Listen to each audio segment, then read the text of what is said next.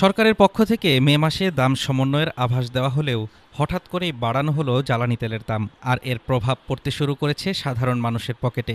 সরকারি সিদ্ধান্তের আগেই বাড়ানো হয়েছে বাস, লঞ্চ ও পণ্যবাহী ট্রাকের ভাড়া। বিআরটি এর সাথে দীর্ঘ বৈঠক হলেও এখনও আসেনি কোনো চূড়ান্ত সিদ্ধান্ত।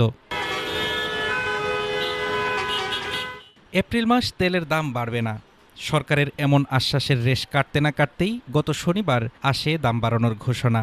রোববার সকাল হতে পাল্টে যায় রাজপথের চিত্র। ডিজেলের দাম লিটারে 15 টাকা বাড়ার অজুহাতে শুরু হয় ভাড়া বাড়ানোর প্রতিযোগিতা।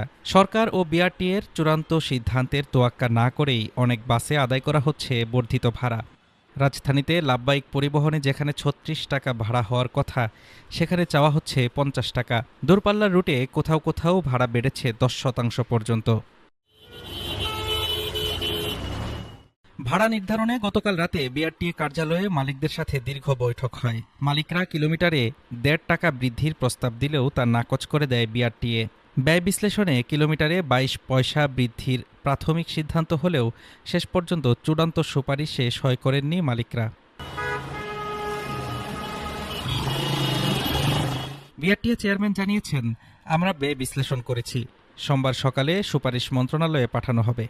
অনুমোদন পেলে দ্রুতই প্রজ্ঞাপন জারি হবে। অস্থিরতা শুধু সড়কে নয়, ছড়িয়েছে জলপথেও। লঞ্চ মালিকরা এক লাফে ৪২% পর্যন্ত ভাড়া বাড়ানোর প্রস্তাব দিয়েছেন বিআইডব্লিউটিএকে। অন্যদিকে ট্রাক ও কাভার্ড ভ্যানের ভাড়া এক রাতেই ৩ থেকে ৪ হাজার টাকা বেড়ে যাওয়ায় এর সরাসরি প্রভাব পড়ছে নিত্যপণ্যের বাজারে। বগুড়া ও বরিশালে রড, সিমেন্ট ও সবজির পরিবহন খরচ বেড়ে যাওয়ায় দিশেহারা সাধারণ ব্যবসায়ী ও ভোক্তারা। ডিজেল সংকটে সিলেটের মতো অঞ্চলে ১৫% বাস চলাচল বন্ধ রয়েছে। নতুন প্রজ্ঞাপন না আসা পর্যন্ত পরিবহন খাতের এই বিশৃঙ্খলা যেন সাধারণ মানুষের ভোগান্তির নামান্তর। হাফিজুর রহমান তুষার, ঢাকা টুডে।